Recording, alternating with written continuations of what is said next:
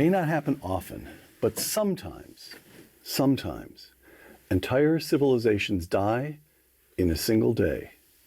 Historian Victor Davis Hanson on Uncommon Knowledge now.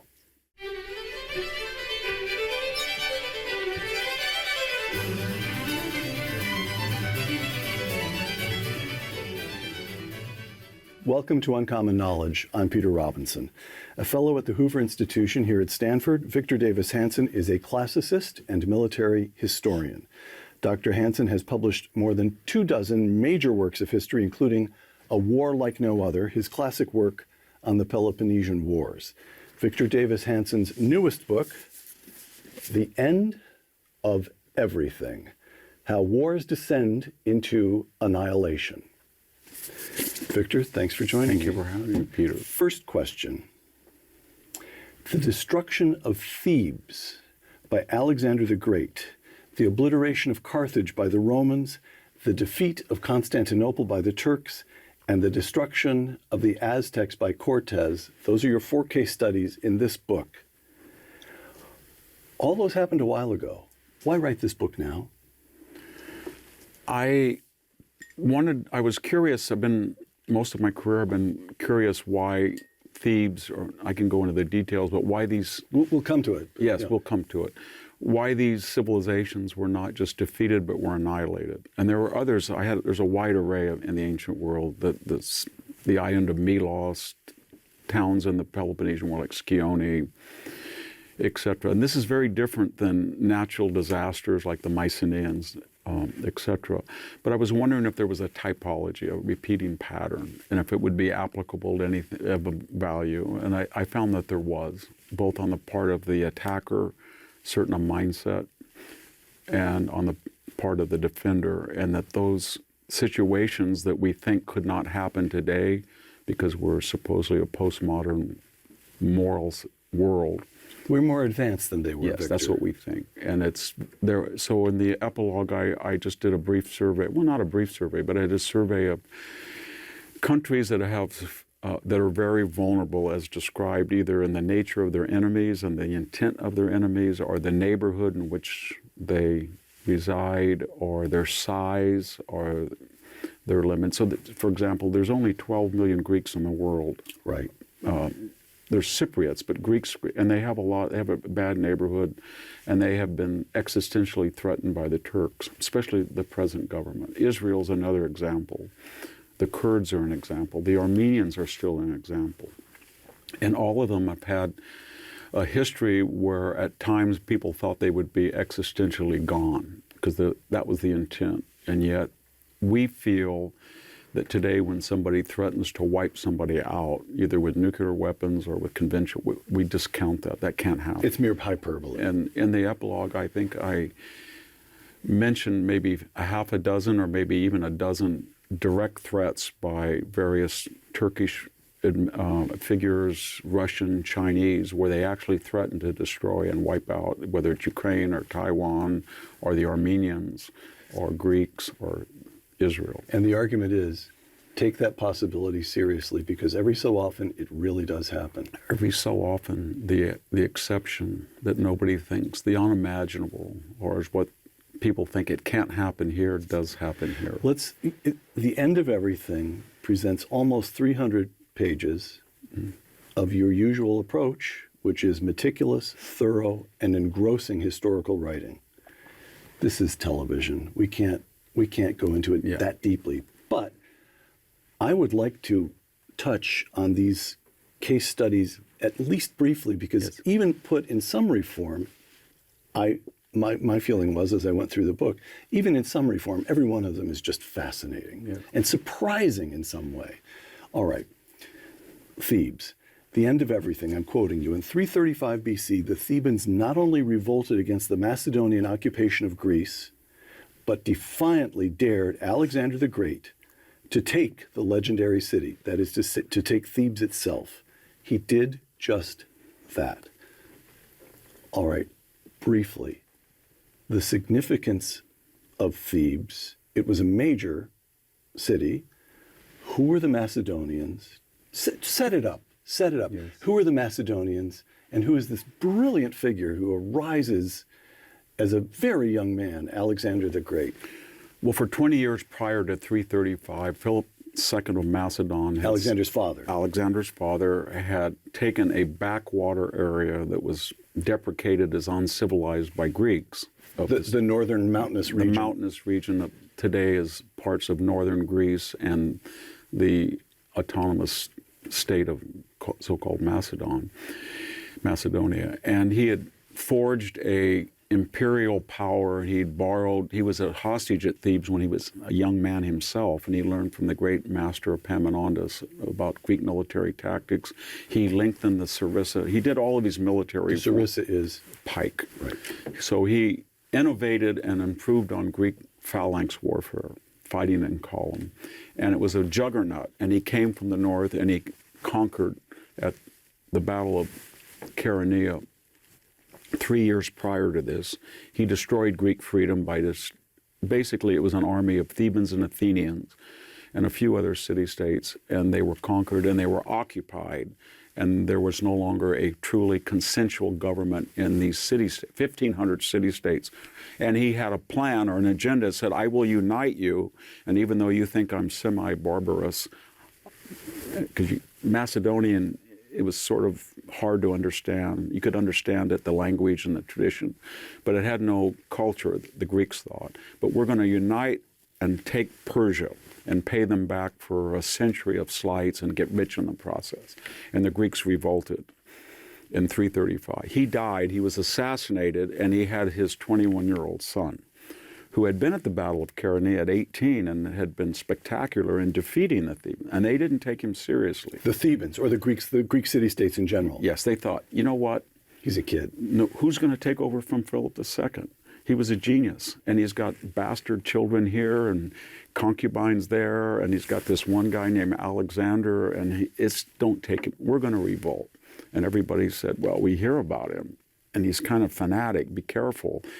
But we're willing to revolt if you revolt first. And Thebes was, at this time, legendary because it's the legendary home of Oedipus and Antigone. It's the fountain of Greek mythology. It has kind of a dark history because bad things happen at Thebes, like Oedipus kills his father or Antigone is executed. Or, not a lot of cheerful stories. Yes, in Euripides' Bacchae, it's under the shadows of Mount Kithairon. But the point is that it had been under Epaminondas, a Pythagorean, enlightened society, the first really expansive democracy. It was trying to democratize the Peloponnese. So it was the moral leader at this point, not Athens. Roughly how big a population? It was small. It was somewhere between 15 and 25,000 citizens and maybe at most 5 or 10,000 residents. But it was the capital of what we would call today in English a province called Boeotia. Right. And that probably had somewhere around 150 to 250, and it was the capital that subjugated that. Okay, but it had a separate dialect. Theban dialect was different than the Boeotian dialect, and it was the stellar city. So Alexander then says, if you revolt, we're going to come down. So he eliminates his enemies. He starts to march. The Athenians are egging the Thebans on and said, don't worry, we'll come. And the Spartans are going to come, both of them in decline. And the long and the short of it is he arrives there. The Thebans mock him. They think we can replay the Battle of Chaeronea, we'll win. And all of a sudden, when he shows up, they have no idea who he is. They don't know what he's intending. Had they studied his career, they would see he's a killer. And he's a genius, and he's about ready to conquer the Persian Empire, and he needs to have a solid home front, and he means business, and he doesn't play by the rules. And the rules of Greek warfare, except for the Peloponnese, you don't destroy your enemy. You don't. Even Athens, as it lost the Peloponnesian War, they did not destroy Athens, the Spartans and the Thebans. So the Spartans say they're going to come. The Athenians are going to help them. They egg them on. They revolt. They kill the Macedonian garrison, or they imprison them. And Alexander pulls up with this huge army. You can't get 200 miles from the north in 10 days. You can if you're Alexander. You march at 20 plus miles a day. He pulls up. They build siegecraft, and So is it fair to say he's a little bit like Napoleon? Yes. He's shocking people. He's quick, or Caesar, quickness of Caesar or Napoleon, audacity, it's like Danton.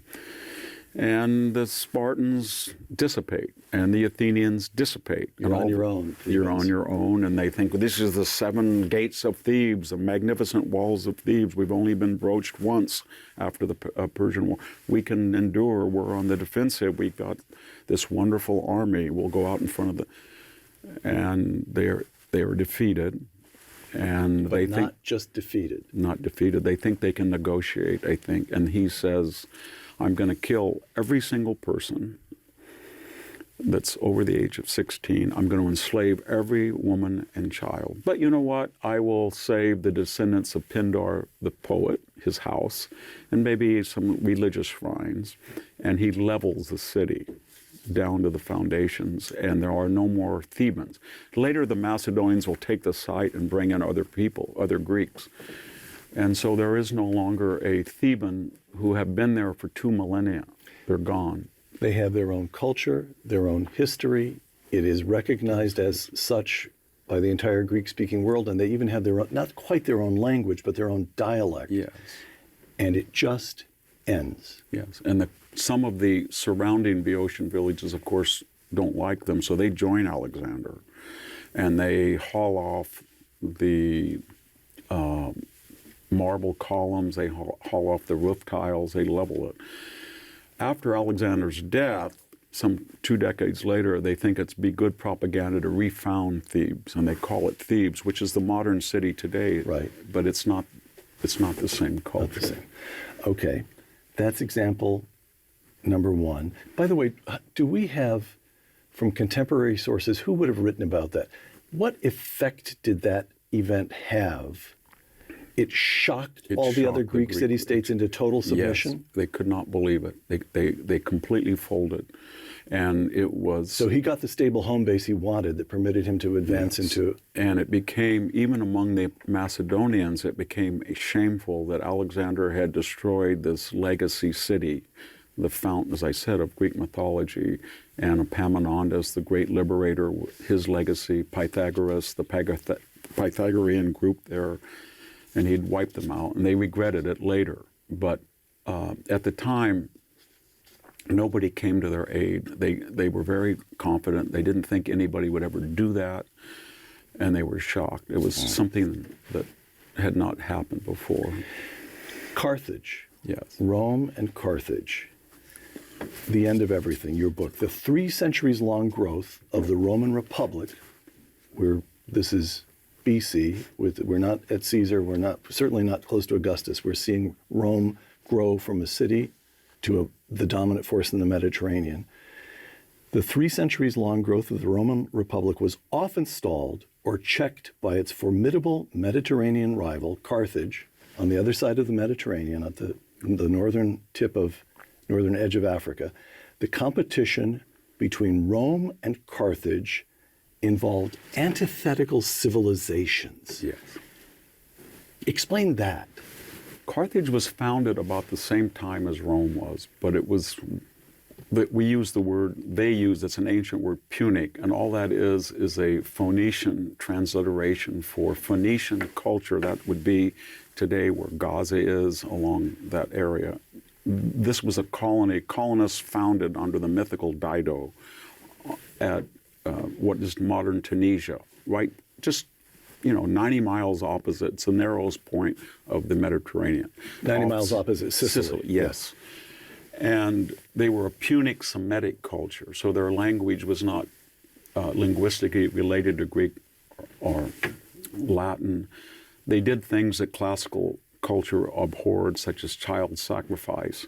However, were heavily influenced by Greek constitutional history, so they actually had a constitutional system. They learned about Western warfare from Spartan taskmasters. And so they fought these series, what we call the Punic War, first and second. Unfortunately for Rome, they were confronted with an authentic Alexander, Napoleon-like figure in Hannibal, who took the war home. Second Punic War, he goes across into what is now Spain. Yes. And it goes behind the Roman lines, so to speak, famously taking elephants up over the Alps and then wreaking havoc From 219 to 202, this war went on. in Italy itself. In a series of battles at the river Ticanius, Trebia, Lake Trasimene, and Cannae, he killed or wounded 250,000 Italians, and he ran wild for over a decade in Italy until Scipio Africanus invaded Tunisia and forced him to come home. But when I'm To getting defend his home. yes, and he lost the homeland. Battle of Zama. He was exiled. But that was such a trauma or wound in the Italian mind. It was always Hannibal ad portas. They scared little kids with Hannibal's at the gates. Right. And they were traumatized. So they had given a very punitive peace to the Carthaginians, and they said, you're going to pay this huge fine, and you can never make war without our permission. You're going to surrender all of your European and Sicilian colonies. We're going to have it. And you're going to be largely confined to the city of Carthage and some satellite villages. So the Romans, I'm thinking now of a phrase that was used by Madeleine Albright to describe what we had done to Saddam Hussein. The Romans had Carthage in a box. Yes, All right. that was the idea. So may I set up the Third Punic War here, which brings us to the event to which this chapter is dedicated. I'm quoting the end of everything. After the first two Punic Wars, there was no call at Rome to level a defeated Carthage. And yet Rome attacks Carthage again. Yes. Why? Well, it's very ironic and tragic because they paid the indemnity off early. And The Carthaginians did. yes, They were the Carthaginians, and they discovered that without these overseas colonies, and given their prime location in North Africa, you've got to remember that this time North Africa was the most fertile part of the Mediterranean, much more fertile than the shores of Europe, southern shores. And so they sent a delegation 3 years earlier to Carthage to inspect what was going on and how did they pay the fine off. And they were astounded. The city had somewhat 500,000 to 600,000 people in it. It was booming. It was lush. The countryside was lush. They were confident. And unfortunately for them, and they had one of the great ports of the ancient world. yes, it was the part of Carthage. It's about 20 miles from modern Tunis today. Was starting to rival Rome again, and yet they professed no bellicosity at all. They said, we have no problem with you. We've learned our lesson. We learned our lesson. We're just a mercantile. They were sort of refashioning themselves from an imperial power to something like Singapore or Hong Kong. Right. And Rome, unfortunately, was in this expansionary mood. They had now consolidated Spain. They had consolidated Italy. They had consolidated much of Greece and soon would conquer all of Greece and Macedon. And they had Cato the Elder, and he got up, legendarily and said, Carthage must be destroyed as the epithet of every speech. So there was, after the inspectors came back, they said, these people are insidious. They may not have Hannibal, but they're going to rival us again. They're doing too well. They're doing too well, and we've got to eliminate. There were people in the Roman Senate that said, no, don't do that. They don't pose a threat. And actually, they're good for us because the more that they're there, they put us on guard, and we don't get lack. The Romans had this idea that affluence and leisure make you decadent. So just the fact that they're right across the Mediterranean means it will always be vigilant. Competition is good for us, Yes. Cato. Kind of what Americans used to think, 19th century. So unfortunately, they decided that they would present Carthage with a series of demands that could not possibly be met and still be autonomous. So they sent a group from the Senate down, 2 consuls. Consuls were, consular army was rare, but they brought 2 consuls in an army and they landed them there. And they said to them, you're going to move your city at least 15 miles from the ocean. You're not going to be a sea power. And if you get mad about it, we were the same way. We're Rome, we have Ostia, we're from inland, no problem, but you're going to destroy this ancient city. And then you're going to have to move lock, stock, and barrel. And by the way, we want all of your arms. We want your elephants, your famous elephant. They had personal names even. We want your elephants, we want your siegecraft, we want your armor, we want everything. And if you're willing to do that, we'll live. We'll consider that the city can live. And they were willing to do that.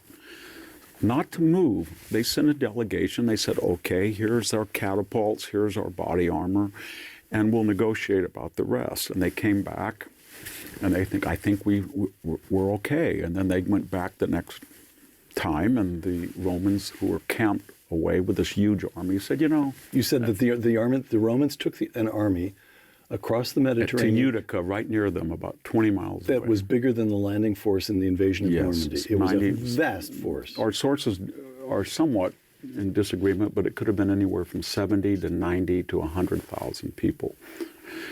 It took us all day to land 135,000, us being the British and the Americans, but the Americans themselves did not have as many people as the Romans landed at Utica. Right. And so the Romans then told all of the Carthaginian allies on the north coast, are you with us or against us? Because if you're with us, we're going to destroy them, and you're going to be a favored colony. You're going to get to share in the spoils. We won't tax you. You'll be the guys that run North Africa for it. If you're with them, we're going to do to them what. And so most of them, not all, defect. And then the legates come back, and they tell the Carthaginians, we blew it. They're going to kill us. And now we have no weapons because they were going to make us move. We thought if we turned in our weapons, they might not make us move. So they bring out of retirement Hasdrubal, who's this fanatic, not the famous Hasdrubal, father of Hannibal, but another named Hasdrubal. And he's a complete maniac, and they had not trusted him. And he says, kill all the legates. Anybody who is an appeaser, we're in full war. We're going to rearm. And they do. They get all the women's hair, they make catapults, and they go crazy, and then they put a siege around the city. The problem the Romans have is these walls are, until Constantinople, they are the greatest walls in the ancient world, 27 miles of fortifications. Carthage is on a peninsula, and it's kind of like a round circle with a corridor, and they've got that all area walled, and they have a fleet still, and it's very hard to take that city. And the Romans are not known for their siegecraft, and they can't take it.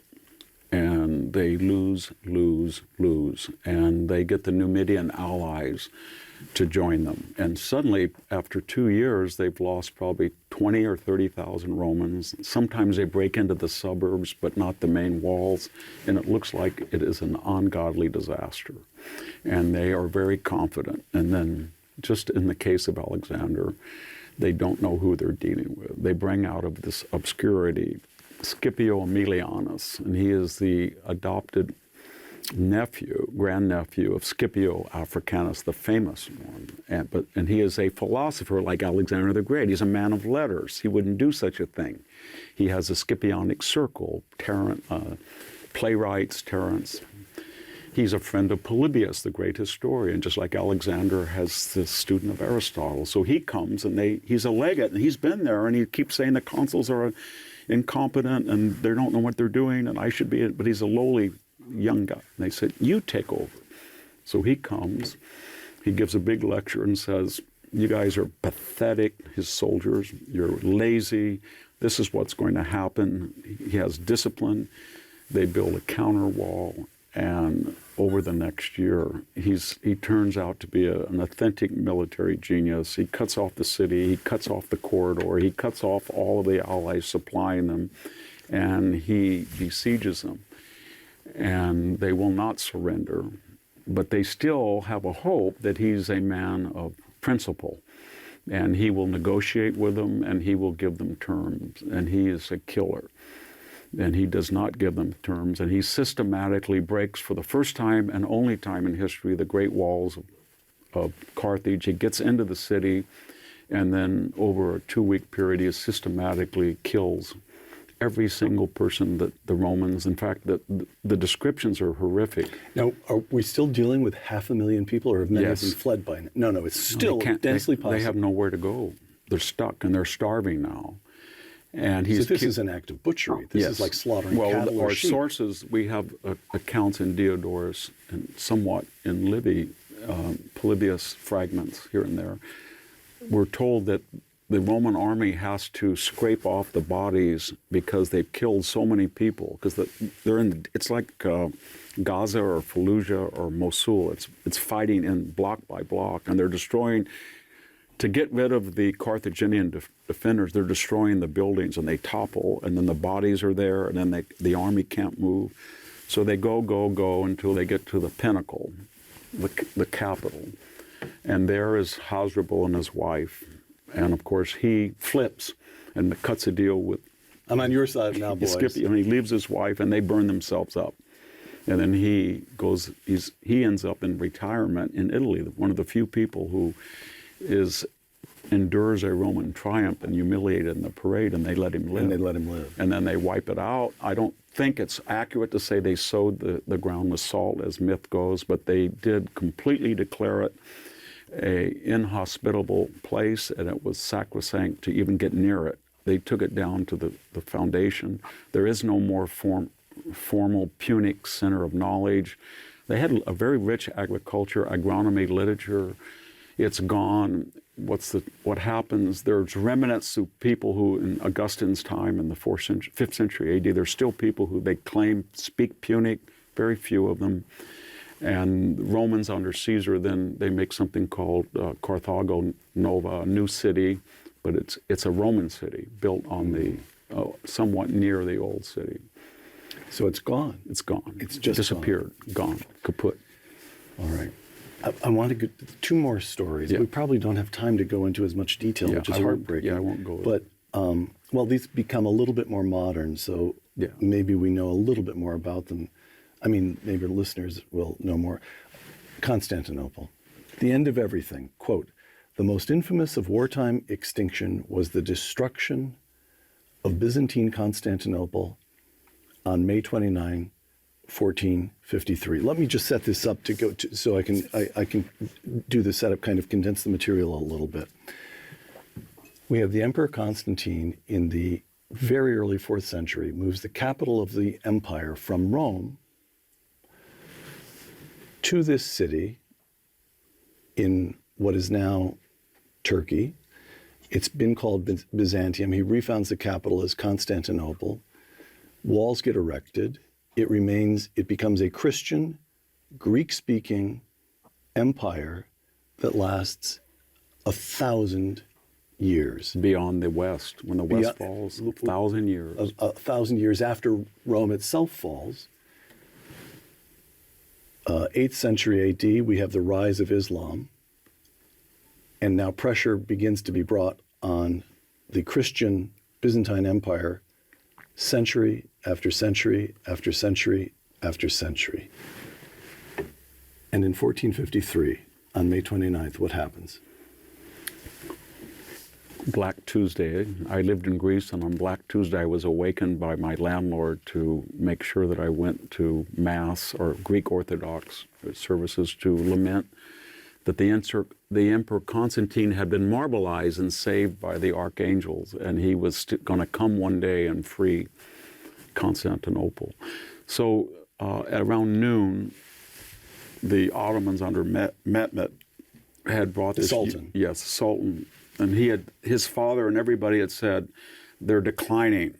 The empire of 20 million is now shrunk down to about 1 million. And there's only the city of 1 million people because of the Fourth Crusade, where Western Christians sacked it. It's in decline, and all we have to do is wait. And it's very lucrative because it's still a beacon of Western culture in our area. So Venetians come in, Genovese come in, they bring in crossbows, they bring in gunpowder. You can trade with these people. Exactly. So most sultans had let it live. And there was actually Turkish people within the city. This Mehmet the Great says, no. I'm 19, I'm going to destroy this. And he systematically fortifies the Hellespont, the entrance in the Black Sea, and he takes the Dardanelles, you can't go in or out, and he squeezes it. And when he surrounds a city, there's only about 7,000 to 8,000 actual combatants of a city that's no more than 50,000. And he thinks it's going to be easy. But the walls of Constantinople, the so-called built by the Emperor Theodosius, they remain the most impressive walls in the world. They were a tripart system. When you say remain, you mean today? Yes, You if you can see them go today, to yes, you can see it. There is a Istanbul and go ahead. there's a mound, there was a moat, another mound, and then the so-called outer wall, and then with turrets, 30 feet, 20 to 30 feet high, and then in between a killing space of a plaza where there's nowhere to hide, and then the massive inner walls of 40 feet and gates where they could retreat in, and no one had ever taken that. The Fourth Crusade came in through a fluke on the seaside, but no army had ever. It was like a triangle, so there was sea on the Golden Horn, sea on the Sea of Marmara, and then the exposed land had the Theodosian walls, 5 to 6 miles. And they camp out there and they cannot take it. Even with this reduced, they have these brilliant Genovese that are fighting for them, some mercenaries. They call to Christendom, help us, we're your Christian Brotherhood. And they said, nah, you're Orthodox, and we're not going to help you. They said they would. How many forces has Mehmet got? It's debatable, but he's probably got 250,000 and probably at least 100,000. On land? Yes, 100. The whole force is 250,000 and probably 100,000 on land. And he's got at least 10,000 crack janissaries, the mercenary elite, and they can't take the city. So that says something about those walls, that 7,000 defenders can hold off 100,000. Yes, and they have the so-called Hungarian cannon that was built by a Hungarian, huge, and they have these huge cannon, and they knock down holes in the walls at night. The civilians are all mobilized. And then Giustiniani, the famous Genovese merchant, gets wounded, and he is the leader of the defenders. And he, even though he's Italian, he's a spiritual anchor, and he, for some reason, they withdraw the contingent, and people say, "Oh my God, he's withdrawing," and they panic. And when they leave the outer wall, they don't do it in order to get into the inner wall. They leave the gates open, and then it's every man for themselves. And it's one of the most heart-wrenching descriptions in Byzantine literature. We have about 11 different sources in Italian, Turkish, Byzantine Greek, and it's a free-for-all, and they slaughter everybody, and 7,000 go into the great church that you can go to today at Hagia Sophia. They think the archangel is going to come down and save them. He doesn't. The janissaries break in, and then it's 3 days of absolute slaughter, wreckage, sort of like the Fourth Crusade, but the net more deadly. These are being people. Yes. Civilians are being slaughtered. Yes, right. And so at the end, after 3 days, Mehmet and the Sultan and his entourage realized that we need somebody to run this city because we're not going to destroy it like Carthage or Thebes. We're going to take a new DNA and use it because it's a beautiful city, and we'll put minaret. We could use those walls. We could use that we church. use those walls. It's got mosque. the best location in the world. Right. We need minarets on Hagia Sophia. We'll turn it into a mosque.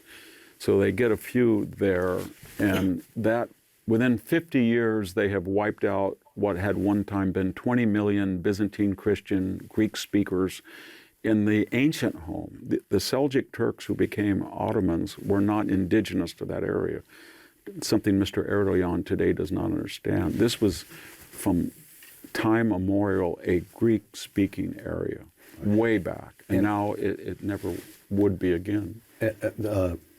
Cardinal St. John Henry Newman referred in this history, he referred to the Turks as the people who had destroyed half the civilized world. He was very conscious that Byzantine culture represented half of Christendom up until it was gone. Okay, but what is the legend that you referred to at the very beginning? Constantine didn't die. That the last emperor is turned into marble. Yes, he's marbleized. And he went into a secret chamber in Hagia Sophia, and he was lifted up into heaven, and he's in suspended animation. And in 1920-21, there was the megala idea, the idea that after World War I, Greeks had bet on the winning side and Turks had been on the losing side, and they were going to reform and they got almost to Ankara. And then The Greeks did. yes, and maybe he was going to come out of Marbleization, and they would have Constantinople as the spiritual, political, religious home of Hellenism again. And then, of course, they were betrayed by the Europeans. They cut off and they were slaughtered. So we have, and that is an extinction. Well, I suppose the most dramatic way of describing how completely it ended. We still have Orthodox, we still have the Orthodox Church, we still have devout Greeks who remember that day and shake young Victor awake and saying, you must remember this day with us, you must go to Orthodox Mass. But Hagia Sophia, which was for centuries the largest church in Christendom, is now a mosque. Yeah. And today, if you or I were to walk along Ionia and see the richest part of Hellenism, the ancient, where the pre-Socratic philosophers, the lyric poets were, if we went to Didyma or Pergamum or Ephesus or Miletus, it's Ottoman Muslim culture, Turkish. If we went to Constantinople, especially under Mr. Erdogan, The current yes. leader of Turkey.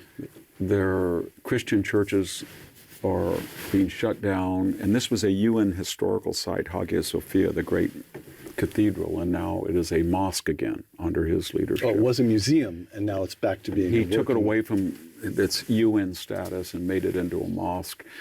And there are no Greeks to speak of who speak Greek and openly are Christian in all of what was a 20 million person. There is no such thing as Hellenism or Greek speakers outside of Cyprus and Greece, except the diaspora, say, in Europe, the United States. Okay. He extinguished it. This brings us to the last of these four, which I'm going to try to compress. This is like turning an ox into a bouillon cube here. We're engaging in an active compression, Victor. Hernan Cortez lands in Mexico in 1519. He has 500 soldiers, about 100 sailors. The sailors climb out of their ships and march with him. So he has 600 men, some horses, some guns. And 2 years later, he destroys the Aztec capital, 1521. And, well, let me quote you. Although they had become familiar with Aztec civilization over the prior 2 years, the Spanish almost immediately sought to obliterate its religion, race, and culture. In their view, they had more than enough reasons to destroy the Aztec empire, close quote. Now, the book describes the way Cortez does. He's a politician as well as a general, and he discovers that many of the subject tribes in the area hate the Aztecs, so he assembles a force that he can use against the Aztecs. The history here is rich and fascinating, and it is an astonishing story of how this small Spanish force conquers Mexico. But what I want to get to, the Spaniards had more than enough reasons to destroy the Aztec Empire. Could you explain that a little bit? This was not just raw hunger for land. No. It wasn't just gold lust. What else was going on? Unfortunately, for the Tenochtitlan, the historic capital, it had an empire of 4 million people. And this was 1492 to 1519 was only 30 years, not even that. So they didn't really know the Westerners didn't know what was in Mexico. They'd heard of this legendary civil. 1492 being Columbus' yes. first encounters the new world. And Cortez was a minor official. He wasn't a general. He was an entrepreneur, and he got it in his head that he got temporary permission from the governor of Cuba to form this tiny force and go explore, but he knew that he wanted to do more than that. So he goes in, he marches, and he's entertained. They think it's debatable whether they really think he's a god, but they've never seen people with white skin. They've never seen people with armor. They think the horses and the man are one person. They're centaurs. They think the dogs are. They've never seen these mastiff dogs before. They've never heard gunpowder before. They have no idea what steel is. Steel. They use obsidian blades. They don't know what Toledo steel is. They have no idea what the wheel is. They've never seen, except in toys. So these guys come and they think they're gods. And then the more they see, they like to eat, they like to drink, they like to have sex, they bleed, and they start to get wary. So there's a faction. And on the Noche Triste, the sad night of sorrows, they almost get completely slaughtered. And, they're chased out. They come back with more soldiers. Never at one time did he ever have in one place more than 1,500 soldiers. Unfortunately for the Aztecs, they were not dealing with Plymouth Rock and pilgrims. They were dealing with the most warlike, deadly Europeans in the world. They were dealing with the Spanish, who had just finished the Reconquista and fought for 300 years against Islam. They had been fighting during the Reformation field. They had been in Italy. By the way, both of those are religious wars. Yes. And the people who came with Cortez were some of the most brilliant, Pedro Alvarado, people like that, some of the most skilled soldiers, and they had horses. And they loved to fight, and they were accompanied by a zeal that was in reaction. It was just the very beginning of the Counter-Reformation, and they felt that their religion was going to be questioned unless they got souls. They come here and they say, oh my God, 25,000 people are being sacrificed, human sacrifices on the Great Pyramid. Now this, by the way, this has become a matter that intrudes into political correctness. Yes. And Lord knows I'm not an expert on this, but in my little lifetime, we were taught that the Aztecs engaged in widespread human sacrifice. Then we have a revisionist school that says, well, no, wait a minute. The only authority we have on that is the Spanish documents, and they clearly overstated what was taking. And now it's my understanding that the archaeologists are discovering more and more and more evidence that it was indeed not just occasional human sacrifice, but a regular feature, a daily feature of, I mean, it's almost as if in the island of Manhattan, every single day there were some human sacrifices at the top of the Empire State Building. Well, is that right? No, it's and you insist on that in this book. Well, you look at contemporary archaeological reports that confirm what Bernal Diaz said, or Prescott said, the 19th century great historian. But more importantly, there are pictorial skull racks that they have numerical records. And we know that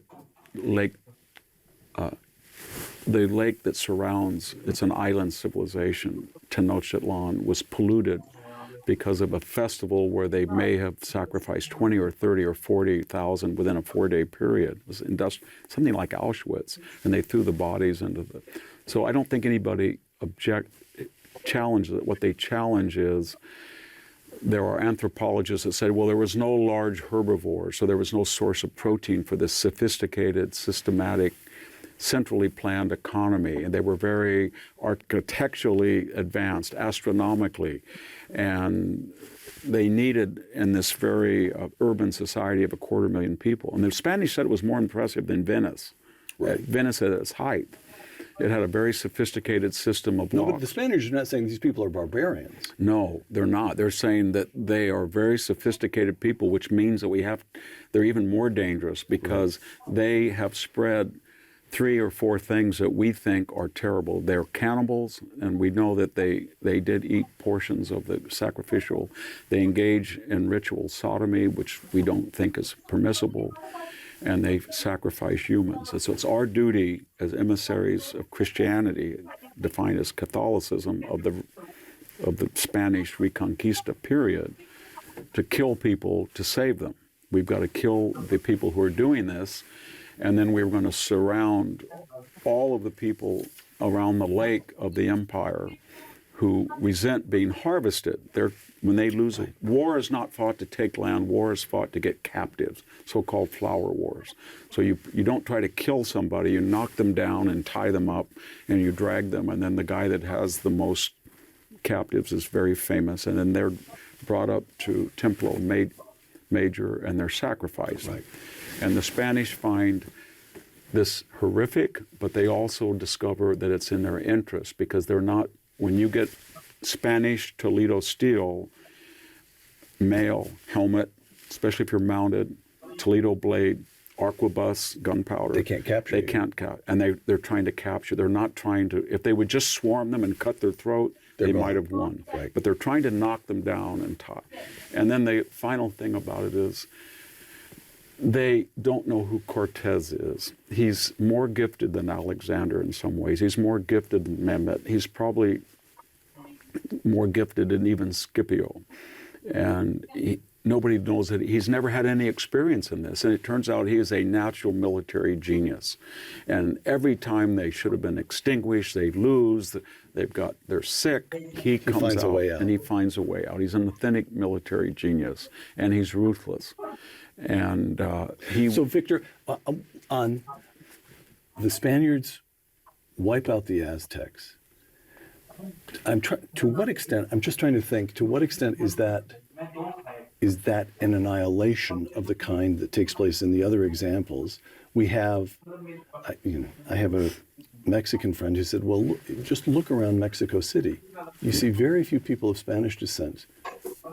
And millions of people of Indian or Aztec descent. They didn't destroy them. Aztec is a key word.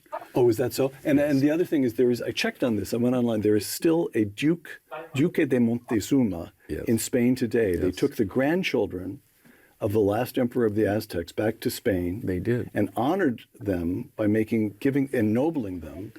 Okay, so what gets destroyed? What is ended?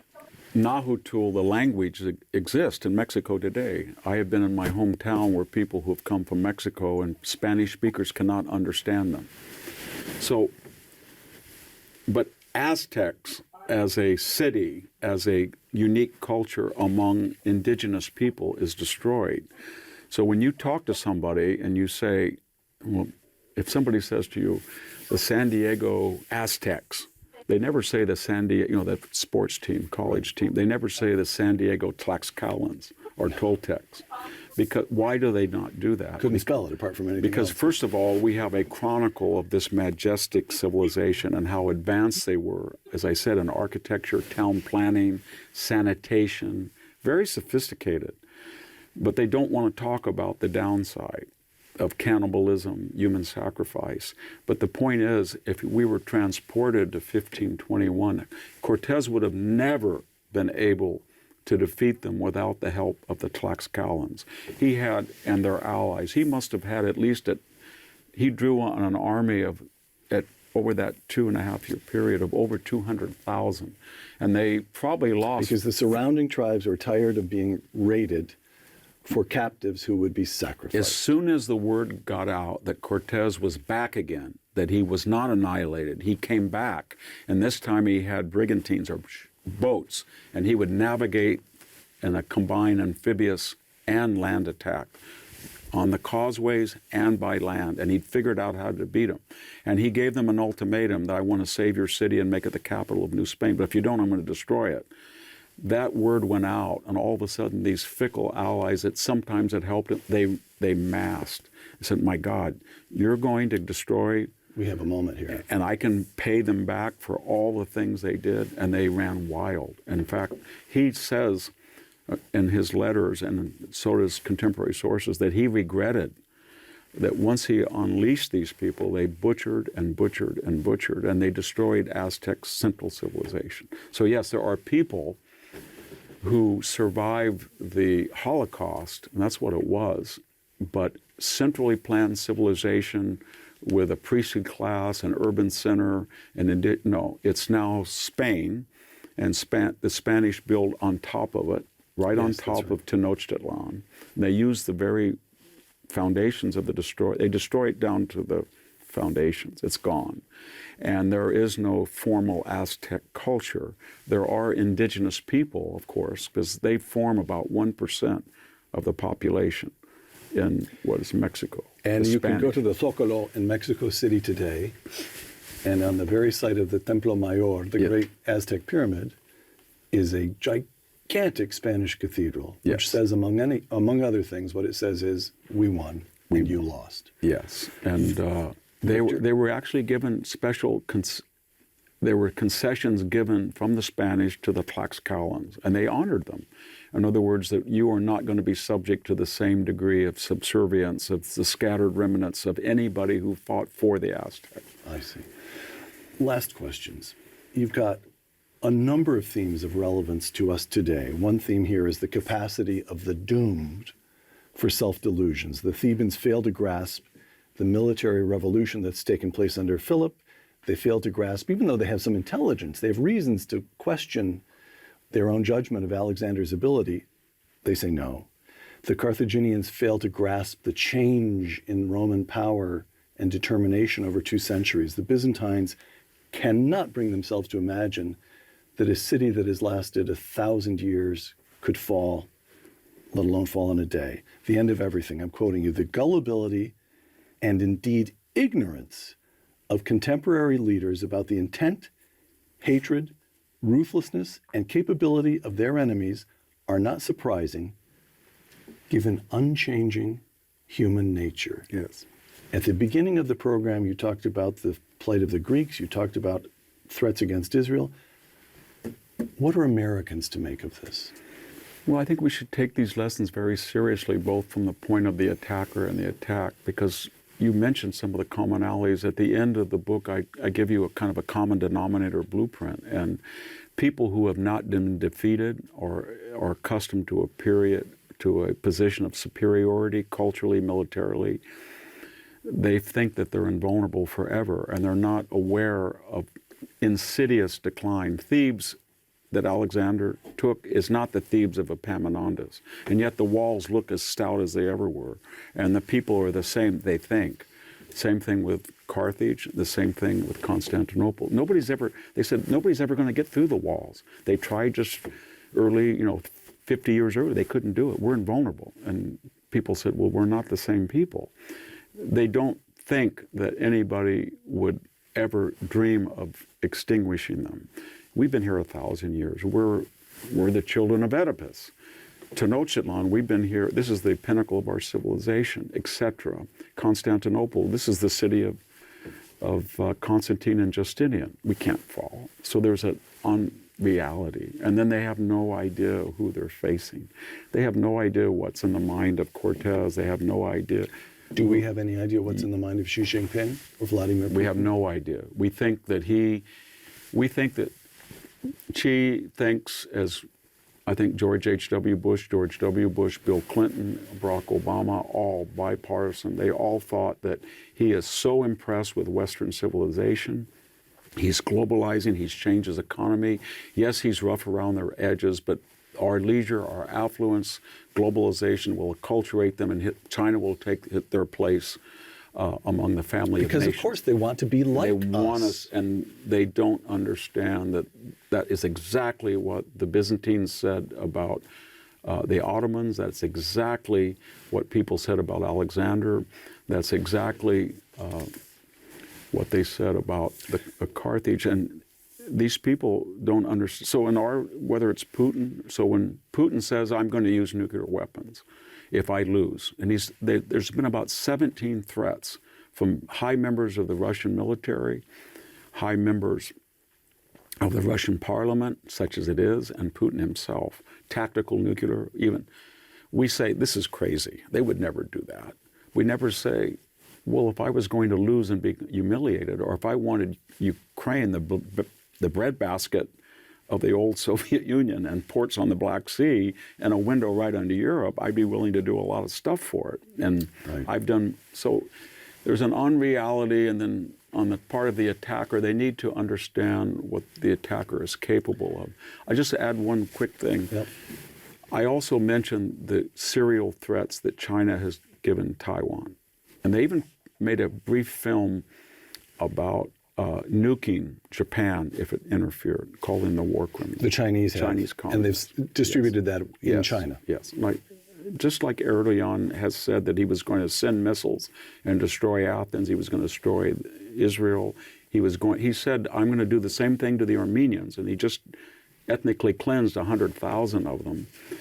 I'm going to do the same thing as my grandfathers. They had the solution. So these people are serious when they say this, but I had one line in the epilogue to that effect of what China, and that's a very big market, the Chinese market, and I've had a lot of success with other books. Victor, one other of the... Anyway, just to yeah, go ahead. I'm sorry. I was given notice by the Chinese publisher. I had to take out that line, or there would be no book sales, and everything would be canceled, no Chinese translation in the epilogue. So they are serious. So I didn't do it, and there's not going to be a book in China. That book will never be in China. Oh, well, all right. Yes. You don't think somebody will... Okay, well, that's a separate conversation. Another of the themes that strikes me here. War changes things. I'm quoting you again, the end of everything. Once Alexander grasped the full extent of Theban hatred, he concluded that only destroying the city rather than merely capturing it would end Greek opposition to Macedonia. Cortes decided there was no way to root out the imperial system without knocking the Aztecs' infrastructure down upon them. Such revised decisions are common throughout military history. Near the end of World War II, U.S. Army Air Corps General Curtis LeMay decided the only way to destroy Japan's dispersed manufacturing, which was deeply embedded within the neighborhoods of Tokyo, was to ignite the city.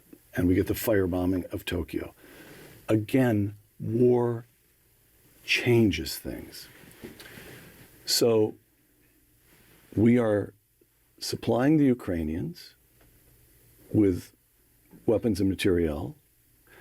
We have 2 carrier groups in the Eastern Mediterranean to support the Israelis. And we have our forces disposed, our naval forces disposed in the Pacific. We don't know where our attack submarines are because there's no reporting on that, and there shouldn't be. But we're concerned about Taiwan. We're very concerned about Taiwan. What are the lessons of the end of everything for Americans as we face trouble, military challenges on 3 fronts? If we would look at ourselves dispassionately and not say we're Americans, we're always number 10, we would say the following. We've never had, in terms of the percentage of GDP debt or in actual numbers, except for a brief period in World War II, $35 trillion we owe, and we are borrowing $1 trillion every 100 days. It's completely unsustainable. We've never had the military admit to us that it is short 40,000 troops, and they don't know where to get them at a time when the American population has never been larger. The Army missed its recruiting goals last year by 10%. Yes. And that was not the first year. And we have had a porous border. We have never had no border at all. It ceased to exist. We've had 10 million people walk across without audit. We've never seen anything like it. We have the largest number of foreign-born residents, both in numbers, 50 million, and in percentages of the resident population, 13, we've ever had, at a time when we have lost confidence in the melting pot. Okay. We've had high crime areas before, high crime periods. We've never had a period in American history where our elites say that crime is not crime. It's a social construct, and you have to let somebody, a violent criminal, out the same day that he's arrested. That's a new theory, critical legal theory. Okay, we're a multiracial society, and we're the only successful multiracial democracy. We know that it depends on relegating your tribal affiliations to the general idea of being an American. We are regressing into tribalism. So when you look at all of these challenges, and you look at the symptoms, we have never done anything like Afghanistan, just completely flee and leave $50 billion in weaponry to a terrorist organization that's selling all over the globe. Never had that before. We have never had, since World War II, a Verdun. We have passed the numbers of dead and wounded in Verdun. We're above 700,000 wounded, missing, or killed Russians and Ukrainians. And we're headed to Somme territory. And nobody has any idea how to stop this. Russia is not going to be able to take all of Ukraine, and we are not going to be able to get back the Donbass and Crimea. So it's going to continue. Nobody has an answer. Nobody takes serious that the Chinese would be crazy enough to go across the Taiwanese Strait and try to take that city. They say they can do it. So my point is, never have we been faced with such existential challenges in the post-war period, at a period when we are so weak, or at least we're not naturally weak. Our constitution is there, our natural resources, we lead the world. But when you look at crime, when you look at debt, when you look at the border, when you look at our universities, which were the envy of the world, they were the engine that drove American culture and power and technology, and they're in crisis. Science is in crisis. So we're like the Thebans. We're not the same people. We're not the same people. We're not the same people that maybe we have it in us. We're not the same people who stormed Omaha Beach when the first 2,000 people were mowed down. They just kept coming. I want to play a brief video excerpt. You both work here. You're among the intellectuals you're off stage. The members of Congress are on stage, but they're always turning around saying, Blumenthal, did I get that right? Bridge, what about this? Is this town serious? Do you feel a sense of seriousness descending that is adequate to the moment? Absolutely not. Absolutely not. Absolutely. We're in a world of warfare, and we're not on a war footing.